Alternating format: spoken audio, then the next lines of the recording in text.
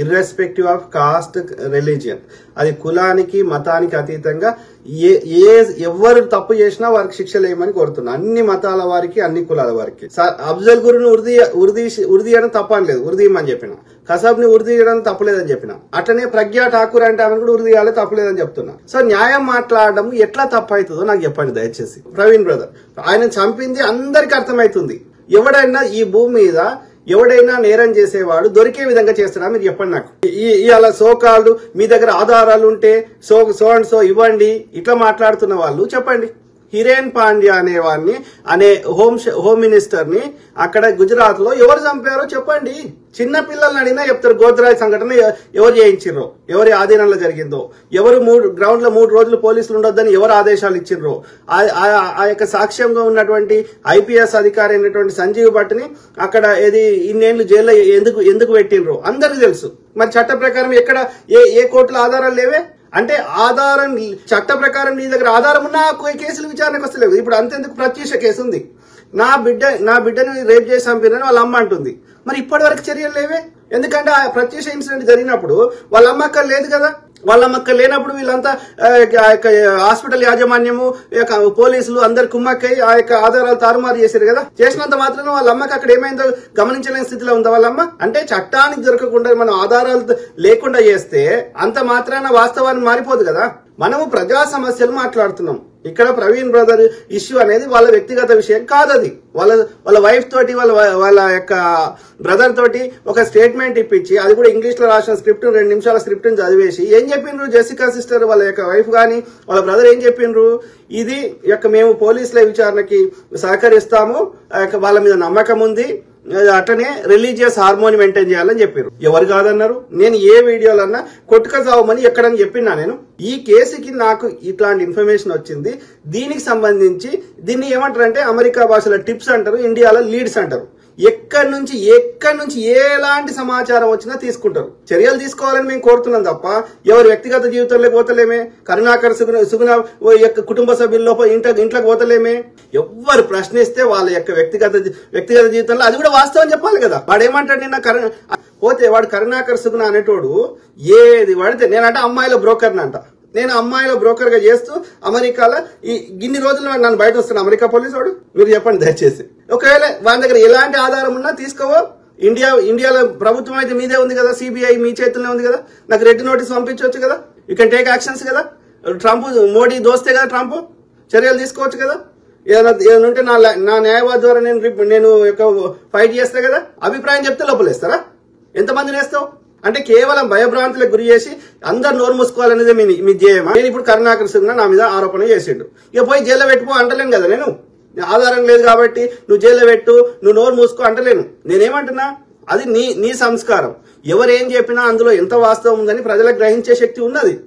కాబట్టి వాడు నా మీద అట్లా పొద్దుగా లేసి అబద్ధాలు చెప్తే వాడి వాల్యూ పోతుంది. రైట్? నేను కూడా ఏది పడుతుంది మాట్లాడితే నా వాల్యూ పోతుంది. దాన్ని ప్రేరేపించినంత వరకు, అంటే వాడిని కొట్టుపో విని చంపు అని చెప్పనంత వరకు, ఓకే, తీవ్రవాదాన్ని ప్రోత్సహించినంత వరకు, ఓకే, ఎవరి అభిప్రాయాన్ని వాళ్ళకి చెప్పుకునే భావస్వేచ్ఛ ఉంది. దాన్ని తీసేసాకు అమెరికా రాజ్యాంగానికి లేకపోతే భారతదేశ రాజ్యాంగం ప్రజాస్వామిక దేశం ఉన్న రాజ్యాలకు లేదు. ఓకే, ఎందుకంటే ఇక అట్లా కూడా చెప్పుకోకపోతే ఇక ఏం చేయమంటావు? ఒక రాయి లెక్క సచిన శవం లెక్క పడి ఉండమంటావా? ఆ అరుగుల మీద కూర్చుంటే వాళ్ళ పిల్లలు పోయిండ్రి. దళిత మహిళలకి పైన వస్త్రాలు లేకుండా వేయండి, వాళ్ళ బ్రెస్టులకు ట్యాక్సీలు వేయండి వాళ్ళ సైజుని బట్టి. ఇదే కదా మీరు చేసింది. ఇది తప్పురా అంటే నేను దేశద్రోహిని, ధర్మద్రోహిని, మీరేమో దేశం కోసం ధర్మం కోసం చేస్తారు. ఏంద్రా ధర్మం? అధర్మం చేయడమే ధర్మమా? మళ్ళీ దానికి హిందుత్వం ఎందుకు పేరు పెడతారా? హిందూ శబ్దం ఎక్కడ ఉన్నదా మీ యొక్క సనాతన అధర్మ పుస్తకాలలో? కాబట్టి ఈ బ్రాహ్మణిజము, మనువాదము, ఈ సనాతన అధర్మం వేరు, ఈ యొక్క హిందూయిజం వేరు. కాబట్టి రెండు కలపొద్దు దయచేసి. ఆలోచన జరుగుతున్నారు. విదేశీ ఆర్యులు వేరు, మూలవాసులు వేరు. వాడు గోపి సనాతన సేన అని పెట్టుకున్నాడు ఓ ఫోటో యూట్యూబ్ లా. ఓకే, ఈ బొకడాగాడు అమ్మాయిల బ్రోకర్ అంట. వాని ముఖం ఉండదు, వాని పేరు ఉండదు, వాడికి వాని కాంటాక్ట్ ఉండదు. ఫోన్ చేస్తే ఎత్తారు, కానీ కొద్దిగా ఇక అలా బూతులు మాట్లాడుతున్నారు అమ్మని అక్కడి నుంచి మొదలు పెడితే. అంటే ఏంది? ఎక్కడ తీసుకోవచ్చు ఈ మూర్ఖులు? బీర్ ఇస్తా, బిర్యానీ ఇస్తా, జంబికా తీస్తా, కేసులు అయితే విడిపిస్తా అంటే ఎంత నీచానికైనా దిగజారుతారా వీళ్ళు? మూర్ఖులు ఉన్నారు, మూర్ఖులు. అంతెందుకు ఆ యొక్క బీజేపీ అంటేనే ప్రాణం అన్ని కోసుకుంటా అన్నటువంటి ఆ బీజేపీకి సంబంధించిన ఆయన్ని ఆ గిరీష్ దారమోహన్ని ఎట్లా కొట్టిరు ఈ మూర్ఖులు? అంటే నేనేమంటున్నా, వీళ్ళ ఐడియాలజీలో తమాపరా భేదం లేదురా అయ్యా, ఇది ఒక మతానికి సంబంధించిన ముచ్చట కాదు, ఒక ఉన్మాదులు వీళ్ళు అని నేను పొద్దుగాల నుంచి మొత్తం నెత్తినోరు కొట్టుకుంటున్నా. నా ముఖానికి ఇక్కడ సిలువ పెట్టిండు. నేను ఎన్నిసార్లు ఈ యొక్క ఆరెంజ్ చేసుకొని బొట్టు పెట్టుకొని ఎన్నిసార్లు ముచ్చట చెప్పినా? ఎవడు మొక్కునేది వాడు మొక్కోలేదా? బీజేపీ రేపు ఏ కారణం చేసి 4 సార్లు ఎత్తేసారు వాళ్ళు. 1980కి ముందు వేరే పేరుండే, 80 నుంచి బీజేపీ అని పేరు మార్చారు, 4 సార్లు పేరు మార్చారు. వీడు బీజేపీ రేపు ఏ కారణం చేతి ఎత్తేసినా గానీ మొక్కేటోడు మొక్కోడా? ఎవడు ఏ దేవుని మొక్కుంటే నాకు వచ్చిన సమస్య ఎదురా? మనం మతం గురించి మతం లోపలికి పోతలేం. మనము ఎవరి బిలీఫ్ సిస్టమ్ వాంది, అందులో ఉన్న లోపాలను సరిదిద్దే ప్రయత్నం చేస్తున్న వాటి వల్ల ప్రజలకు నష్టం జరిగితే in the name of religion మూఢనమ్మకాలను ప్రేరేపిస్తే, లేకపోతే దోపిడీ చేస్తే, అద్భుతాలు జరిగితే అబద్ధాలు చెప్తే అన్ని మతాలలో తిడుతున్నాం. దరిద్రులు అన్ని మతాలలో ఉన్నారు. రాముడు భారతదేశం వాస్తవ్యుడు ఆధారం తీసుకురండి అంటే అట్లా కాదు మా విశ్వాసాలు అంటాడు. అంటే నీకేమో విశ్వాసాలు వస్తాయి, నీకేమో ఆధారం అవసరం లేదు. అదే మేము మాట్లాడితే నీకు ఆధారం లేదా, ఆధారం ఉంటే తీసుకురా. నా హిందుత్వం వేరు, నా హిందూయిజం వేరు. నా హిందూయిజంలో ఇవే ఉన్నాయి, ధ్యానము, ఈ యూనివర్స్ ని అర్థం చేసుకోవడము, ఈ గురు పరంపర, ఈ శ్రమణ పరంపర, ఇది ఉన్నది. ఈ ఆర్యులు అనేటోళ్ళు ఎడ్డినా కొడుకులు. వాళ్ళకి ఒక దేని మీద సైంటిఫిక్ టెంపర్ లేదు. గుర్రాన్ని కోసుకొని తిను, యజ్ఞాలు చేయి, ఆగాలు చేయి, అన్ని బలి ఈ కాన్సెప్ట్ ఉంది వాళ్ళది. ఇవి లేవు. ఈ ఆర్యులకు సంబంధించింది ఏది హిందూయిజం కాదు. అది బ్రాహ్మణిజము, అది మనువాదము, అది ఆర్యుల యొక్క సనాతన ధర్మం. ఎంతసేపు ప్రతి అంశాన్ని హిందూ ముస్లిమే తెస్తారు. కాదు, భూస్వాముల దగ్గర భూములు లేవా? బ్రాహ్మణుల దగ్గర అగ్రహారాలు లేవా? ఎవరో ముస్లింస్ వాళ్ళకి ఏ కారణం చేత అయినా సరే వాళ్ళ యొక్క ముస్లిం కమ్యూనిటీకి హెల్ప్ చేయాలనుకున్నప్పుడు వాళ్ళు ఆ యొక్క వక్ఫ్ బోర్డుకి ఇస్తారు, ఆ మసీదులకు ఇస్తారు, ఇంకో దానికి ఇస్తారు. ఇచ్చినప్పుడు ఆ భూములను కాపాడే బాధ్యతను ఈ వక్ఫ్ బోర్డు తీసుకున్నది. దాంట్లో ఎవరికి వచ్చిన నష్టం ఏమైంది? ప్రతిపక్షాల దగ్గర డబ్బులు ఉండొద్దు, ఈ యొక్క అన్య మతస్థుల దగ్గర డబ్బులు ఉండొద్దు, హిందువుల దగ్గర డబ్బులు ఉండొద్దు. ఎవరి దగ్గర ఉండాలి డబ్బులు? దేశ సంపద గుజరాతీ నాయకులు, గుజరాతీ వ్యాపారులు, ఈ బీజేపీ ఆర్ఎస్ చెందిన బ్రాహ్మణుల దగ్గర. అంతేనా? బీజేపీ ఆర్ఎస్ఎస్ లో 90% పదవులు, 99% పదవులు ఎవరికి ఉన్నాయి? నిర్ణయం చేసే పొజిషన్ లో బీజేపీ ఆర్ఎస్ఎస్ లో ఎవరున్నారు?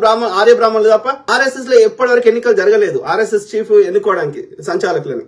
ఇప్పటి వరకు ఎవడు మోహన్ భాగవత్ గాని, సుదర్శన్ గాని, లేకపోతే గోల్వాల్కర్ గాని, హెడ్గేవాకర్ గాని, మోహన్ భాగవత్ చెప్పినట్టున్నా ఒక రజ్జుబాయ్ అంటాడు తప్ప అందరు బ్రాహ్మణులే, ఆర్య బ్రాహ్మణులే. గోల్వాల్కర్ అయితే 30 ఏళ్ళు ఉన్నాడు దానికి అధ్యక్షుడిగా. ఎన్నికలు లేవు, గిన్నికలు లేవు. ఇప్పుడు మోహన్ భాగవత్ కూడా 10 ఏళ్ళు అయింది, ఇంకెక్కువైంది. ఇదేమి అరాచకం? అంటే ఒక డెమోక్రసీ లేదు. బీసీ, ఎస్సీ, ఎస్టీలు జమ్మికత్తులు పొరగాను తప్ప, కింది స్థాయి తప్ప ఒక్క డెసిషన్ మేకింగ్ లో ఎక్కడా లేరు. ఇక బీజేపీ పరిపాలనలో కేంద్రంలో ఉన్న అన్ని శాఖలలో మొత్తం 99% ఎస్సీ ఎస్టీలకు ఆ రిజర్వేషన్ ఉండడం వల్ల 1% ఆ యొక్క ఉంటే ఉండొచ్చు. కానీ అది కూడా ఏంది, ఈ యొక్క ప్రభుత్వంలో ఉన్నారు కానీ ఈ యొక్క సెక్రటరీగా లేరు. అంత బ్రాహ్మణులే ఉన్నారు. హైకోర్టులు, సుప్రీంకోర్టులు, ఈ యొక్క కేంద్రంలో హోంశాఖ, విదేశాంగ శాఖ, ఎంబసీలలో ఎవ్రీబడి వాళ్ళ జనాభా ఎంత? 1% లేరు. కానీ మొత్తం అన్ని కీలక స్థానాలు అంటే పరిపాలన మొత్తం వాళ్ళ గుప్పిలో పెట్టుకున్నట్టే కదా. 1000 సంవత్సరాల నుంచి అట్లనే ఉంది, రాజుల కాలంలో ఇప్పుడు అట్లనే ఉంది. మరి మేమెందుకు ట్యాక్సులు కట్టాలని నేను అడుగుతున్నా. అడిగితే నేను దేశద్రోహిని, నేను హిందూ ద్రోహిని, నేను కమ్మీని, నేను కాంగీని, నేను గొర్రె బిడ్డని, ఇది వాళ్ళ సంస్కారం.